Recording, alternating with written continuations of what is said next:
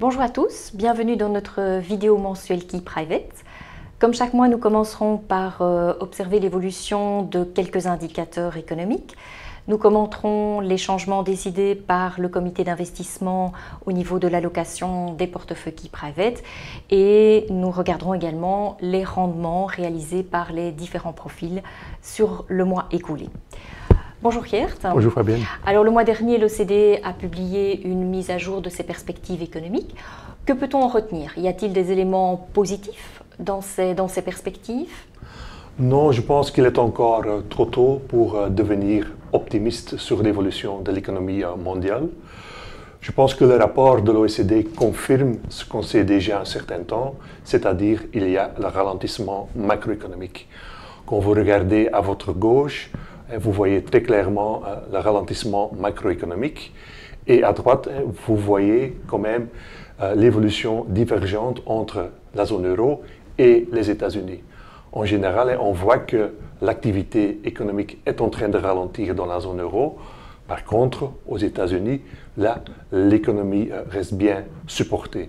Je pense que c'est lié au fait que la zone euro exporte beaucoup, surtout vers la Chine et les autres pays asiatiques. Donc, en général, le rapport confirme le ralentissement de la croissance économique. Par contre, je vois quand même un premier signal positif pour l'évolution de l'économie mondiale. Si on regarde à droite, et surtout les barres en vert représentent les exportations chinoises. Et là, on constate quand même que ces deux derniers trimestres, les exportations de la Chine sont en train de monter. Donc après un ralentissement, une phase de ralentissement, maintenant on constate quand même qu'il y a de nouveau une hausse des exportations chinoises. Donc ça, pour le comité d'investissement, ça c'est déjà un premier signal positif pour l'économie mondiale et on va surtout bien observer si la hausse continue dans les trimestres suivants. Alors en tout cas au niveau des indices boursiers, mars a de nouveau été un mois très bon avec une hausse encore des différents marchés comme janvier comme février. Oui. Nos portefeuilles Key Private, on va le voir, en ont également profité, surtout grâce aux actions américaines, donc grâce aux trackers sur le S&P 500.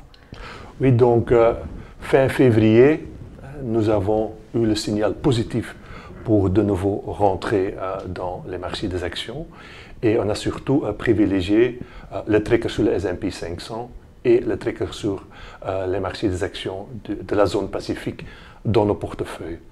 En général, c'était un bon mois pour les marchés des actions et on a aussi des rendements positifs pour la grande majorité de nos portefeuilles.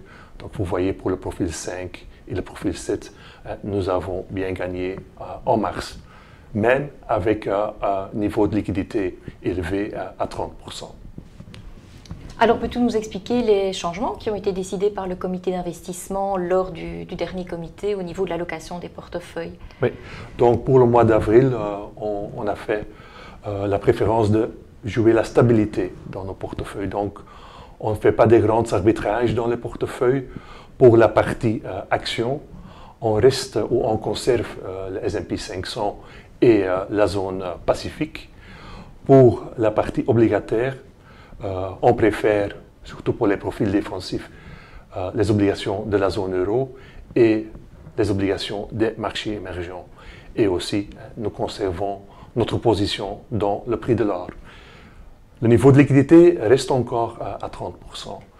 Et aussi pour le profil 5 et le profil 7, ces profils sont presque inchangés vis-à-vis le mois de mars. Donc, stabilité dans nos portefeuilles, préférence pour les actions américaines et les actions de la zone Pacifique. Et on préfère aussi les obligations des marchés émergents et le prix de l'or. Et on conserve quand même les liquidités à 30%. Alors, en résumé, quelles sont les conclusions du comité d'investissement?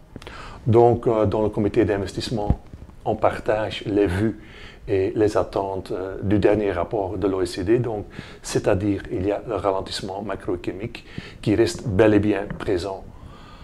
Mais on a déjà dit, on a reçu quand même un premier signal positif pour l'économie mondiale, c'est-à-dire la Chine qui commence de nouveau à exporter vers les autres régions mondiales. Donc ça, c'est un signal positif à observer dans les mois prochains.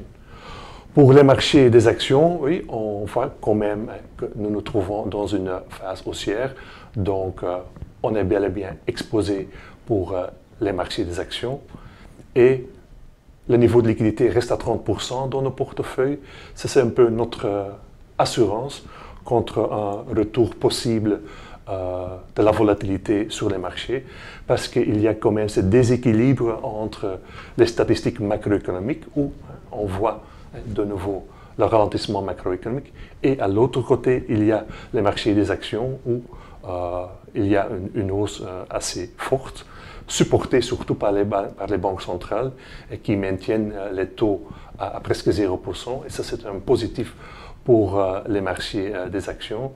Donc oui, on maintient notre assurance avec le niveau de liquidité à 30%. Parfait, alors terminons peut-être par une petite nouveauté par rapport aux vidéos précédentes.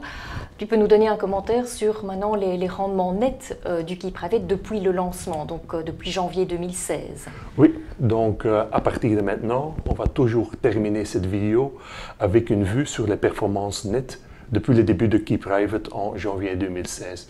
Donc ici, vous voyez les rendements nets pour le profil 3, 5, 7 et 10. Et donc, c'est le rendement net qui tient compte de tous les frais de gestion qui sont payés par l'investisseur et toutes les taxes lors des arbitrages qui sont de nouveau payés par l'investisseur. Donc, pour vous donner un exemple, un investisseur qui a investi 100 € dans un profil 5 le 1er janvier 2016, il a, à la fin de mars 2019, un rendement net de presque 6%.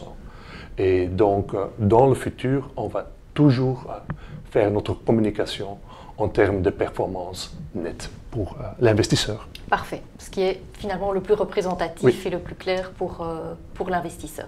Merci beaucoup pour toutes ces informations et nous nous retrouvons le mois prochain pour notre nouvelle vidéo mensuelle. Merci pour votre attention.